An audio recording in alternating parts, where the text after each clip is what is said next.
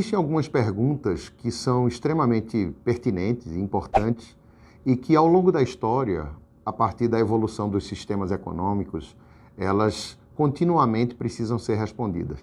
São perguntas que, desde os tempos da caverna até enquanto a humanidade existir, vão precisar ser respondidas.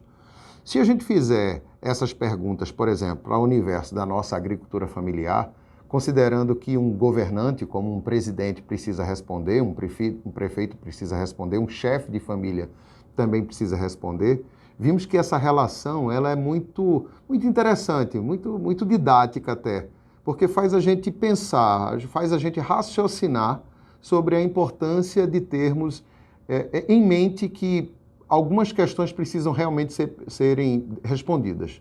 A primeira pergunta é, e isso, claro, pelo que vocês observaram, todos precisam responder, né? Desde o mais simples até a sociedade mais complexa. O que produzir? Agricultura familiar, produtor familiar, associação cooperativa. O que produzir? Segunda pergunta, quanto produzir? Que quantidade nós vamos produzir? Terceira pergunta, como distribuir essa produção?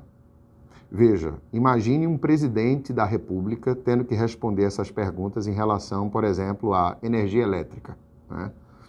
No caso nosso, a agricultura familiar, a gente está tratando de produtos agropecuários, mas as perguntas elas são bem abrangentes. O que produzir? Quanto produzir? Como distribuir? Que tecnologia usar? Que tecnologia usar tem a ver com capacidade produtiva. Dependendo da tecnologia, você pode produzir mais na mesma área de produção. Dependendo da tecnologia, você pode estar produzindo muito menos do que poderia e, por conta do fator tecnológico, você está adiante ou atrás dentro de um nível de competitividade na questão da produção e comercialização. E, por último, como é que a gente avalia a questão do crescimento, a taxa de crescimento? Como é que você avalia como é que você vai estar trabalhando daqui a 2 anos, como é que você vai estar trabalhando daqui a 5 anos, considerando que ao longo desse período haverá um crescimento, sempre haverá um crescimento populacional.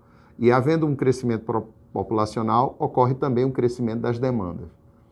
Por essa razão, a gente precisa discutir bem sobre todos esses temas, porque se a agricultura familiar tiver condições de fazer todo o seu planejamento, conhecendo bem todos os temas, todos os conteúdos que balizam a questão mercadológica, que balizam a questão da oferta e da procura, por exemplo, isso possibilitará que você planeje melhor sua produção, que a agricultura familiar entenda mais e melhor sobre o que é produzir e o que é comercializar bem.